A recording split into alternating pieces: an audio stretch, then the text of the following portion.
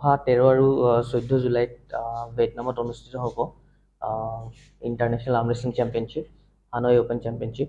তো তাৰ বাবে ইনভিটেশ্যন আহিছে মোলৈও।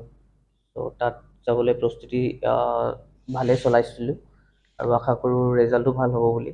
আৰু তাত আপোনাৰ অলম'ষ্ট 10-12খন কাণ্ট্ৰি আহিব, এছিয়াৰ আৰু এছিয়াৰ বাহিৰৰো 1-2খন কাণ্ট্ৰি আহিব। চ' তাত মই কম্পিট কৰিম। কাইলৈ ইয়াৰ পৰা যাম ডিব্ৰুগড়ৰ পৰা, আৰু কলকাতাৰ পৰা আছে ভিয়েটনামলৈ ফ্লাইট। চ' আশা কৰোঁ ভাল ফলাফল হ'ব বুলি। আৰু এই হেৰিত যথেষ্টখিনি সহায় কৰিছে VRD ফাৰ্মাচিউটিকেলে।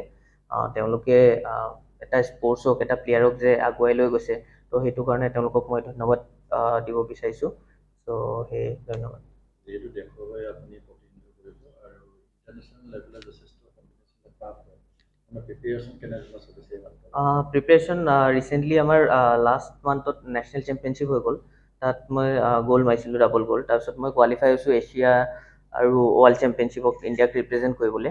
তাৰ বাহিৰেও আৰু এখন চেম্পিয়নশ্বিপ হয়, তো মোৰ কাৰণে ভাল এক্সপ'জাৰ হ'ব। প্ৰস্তুতি ভাল আছিল। তো ইয়াৰ পিছত আকৌ ছেপ্টেম্বৰত ৱৰ্ল্ড চেম্পিয়নশ্বিপ আছে, গ্ৰীচত অনুষ্ঠিত হ'ব। তো নেশ্যনেলৰ পিছত কণ্টিনিউৱাছলি ভাল প্ৰেক্টিছত আছিলোঁ আৰু আশা কৰোঁ ফলাফল ভালে হ'ব বুলি।